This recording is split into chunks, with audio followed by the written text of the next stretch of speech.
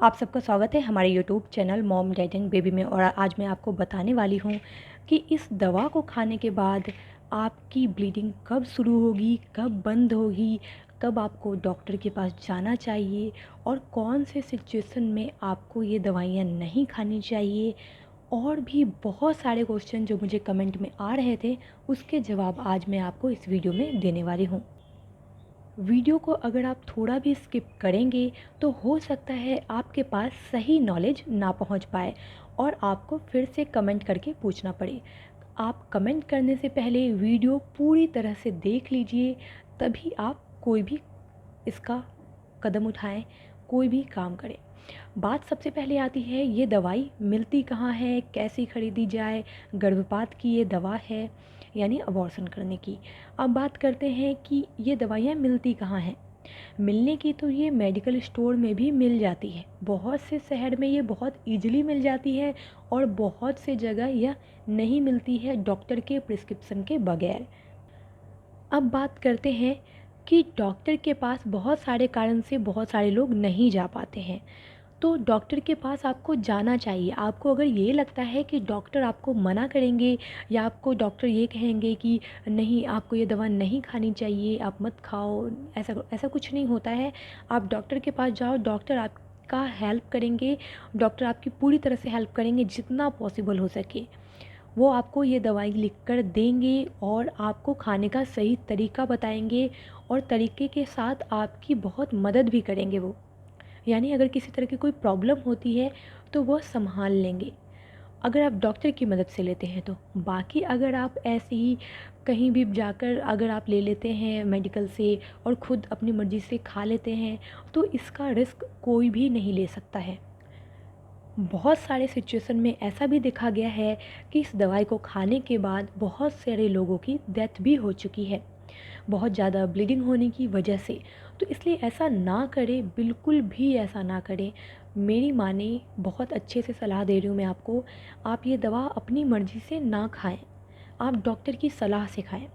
मैं अपने कमेंट के आधार पे आपको ये वीडियो बता रही हूँ, क्योंकि मेरे कमेंट आते रहते हैं बहुत ज़्यादा कि इस दवा को खाना कैसे है, क्या मैं बिना डॉक्टर के मदद से मैं डायरेक्ट खा लूँ। खा तो सकते हो आप, दुनिया का कोई भी काम आप अपनी मर्ज़ी से कर सकते हो आप। लेकिन अगर आप डॉक्टर की सलाह से खाते हो तो डॉक्टर आपको बहुत अच्छे से आपकी हेल्प करेंगे। आगे भी किसी तरह की कोई प्रॉब्लम होगी तो आपके लिए वो तैयार रहेंगे।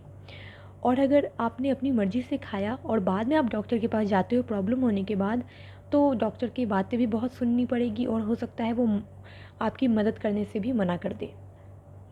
वैसे डॉक्टर्स अच्छे होते हैं तो डॉक्टर्स ऐसा नहीं करते, आपकी मदद करेंगे वो। लेकिन फिर भी मेरी पर्सनल सलाह है, आपको डॉक्टर के पास जाना चाहिए। अब बात करते हैं कि ब्लीडिंग कितने दिन होती है। तो 7 से 10 दिन तक होना ठीक है, मतलब होता है। 7 दिन तक बढ़िया है, 7 दिन से 10 दिन तक होता है तो ठीक है। लेकिन 10 दिन से ज़्यादा होता है तो आपको डॉक्टर से तुरंत मिलना चाहिए। तुरंत मतलब तुरंत, अभी 1 घंटे में आप चले जाओ डॉक्टर के पास। मैं परफेक्ट कह रही हूँ आपको। अब बात रही कि ब्लीडिंग कब से शुरू होती है। ये वाली दवा खाने के बाद आपको ब्लीडिंग शुरू नहीं होगी।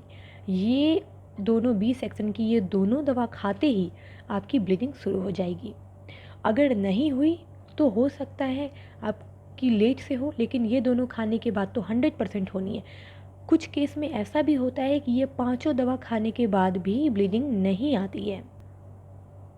अगर ये पांचों दवा खाने के बाद भी आपकी ब्लीडिंग ना आए तो गड़बड़ है। आपको तुरंत 1 सेकंड के अंदर डॉक्टर के पास पहुंच जाना चाहिए।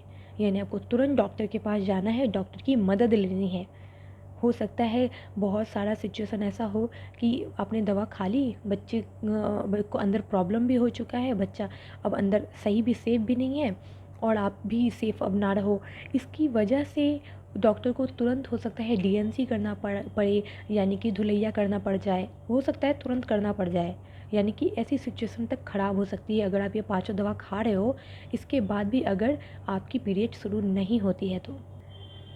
इसीलिए मैं हमेशा कहती हूँ कि अगर आप डॉक्टर की सलाह से खाते हैं तो बेस्ट है, अपनी मर्ज़ी से ना खाएं, क्योंकि हर इंसान की अलग अलग कंडीशन हो सकती है। अब किसी की प्रेगनेंसी कितने दिन की है ये भी डिपेंड कर सकती है। कहा जाता है 2.5 मंथ तक आप खा सकते हो इसे, पर मेरा तो यही सलाह है 2 मंथ से ज़्यादा होने के बाद आपको खाना ही नहीं चाहिए ये दवा। और सबसे अच्छी बात तो ये दवा खाना ही नहीं चाहिए आपको। अगर गर्भपात करना ही है तो आप नेचुरल तरीके से करो। वैसे लिंक आपको डिस्क्रिप्शन में मिल जाएगा, बहुत सारा लिंक आपको डिस्क्रिप्शन में मिलेगा, आप एक एक करके चेक कर सकते हो। वहाँ डिस्क्रिप्शन में मैंने बता रखा है कि किस दिन संबंध बनाने से आपकी प्रेगनेंसी होगी ही नहीं, यानी ओव्यूलेशन ड्यू डेट कैलकुलेटर। उसे आप एक बार चेक करो, वो काफ़ी आपकी मदद करेगा, आगे ऐसी कोई नौबत नहीं आने देगा।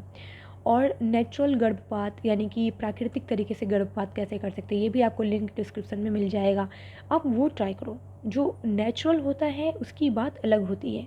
अगर नेचुरल तरीके से आप गर्भपात करते हो तो इसमें फ़ायदा आपका ये होगा कि आपको जो इतना नुकसान होने वाला है, इसके खाने के बाद भी बहुत सारे साइड इफ़ेक्ट होते हैं। पेट में बहुत ज़्यादा दर्द भी होता है। थोड़ा दिन दर्द होना तो पीरियड से थोड़ा दर्द होना ठीक है, लेकिन बहुत ज़्यादा दर्द होना ये सही नहीं है। अगर बहुत ज़्यादा दर्द हो आपको इस दवा को खाने के बाद, तो भी आपको डॉक्टर से तुरंत मिलना चाहिए। पीरियड से ज़्यादा ब्लड आना नॉर्मल है, मतलब पीरियड से ज़्यादा ब्लड आता है 4-5 दिन तक, लेकिन बहुत ज़्यादा ब्लड आना मतलब बहुत ज़्यादा ऐसा कि आपको आधे आधे घंटे पे पैड चेंज करना पड़ रहा है, बहुत ज़्यादा आ रहा है, तो इसका मतलब है गड़बड़ है, आपको तुरंत डॉक्टर से मिलना होगा, अभी के अभी मिलना होगा। इस वीडियो में मैं अच्छे से बता रही हूँ, कोई भी ऐसा सवाल आपका नहीं छोड़ रही हूँ जिसकी वजह से आपको दूसरी बार कमेंट करके कोई और बात पूछने की ज़रूरत पड़ेगी ही नहीं, आप इस वीडियो को अगर लगातार देख रहे हैं तो। अब कुछ लोग का कहना ये होता है कि मैं डॉक्टर के पास नहीं जा सकती क्योंकि डॉक्टर मतलब कि मेरे घर वालों को पता नहीं है और मैं ऐसा नहीं कर सकती, डॉक्टर के पास नहीं जा सकती, फिर भी मैं ये दवा खा रही हूँ। तो आप दवा तो खा लोगे, अगर आपकी ये सब कुछ सही हो गया, होता है 90% तक चांस होता है कि सब कुछ ठीक हो जाए। अगर ठीक नहीं हुआ और आपको लास्टली बाद में डॉक्टर के पास जाना पड़े, तो फिर फैमिली तो जानेगी ही और बहुत ज़्यादा प्रॉब्लम हो जाएगा। इससे अच्छा है कि अगर आप अभी डॉक्टर के पास जाते हैं तो फ़ायदा आपको ये होगा कि किसी को भी पता भी नहीं चलेगा और आप डॉक्टर के पास जाके ईज़िली सारा काम करवा पाएंगे। डॉक्टर के पास अगर आप डीएनसी जाके करवाते हैं तो बड़े शहरों में, यानी कि जैसे मैं दिल्ली में रहती हूँ, इस शहर की बताऊँ तो 7,000 की फ़ीस लगती है, 7 से ज़्यादा हो सकता है। अलग अलग क्लिनिक की अलग अलग फ़ी होती है।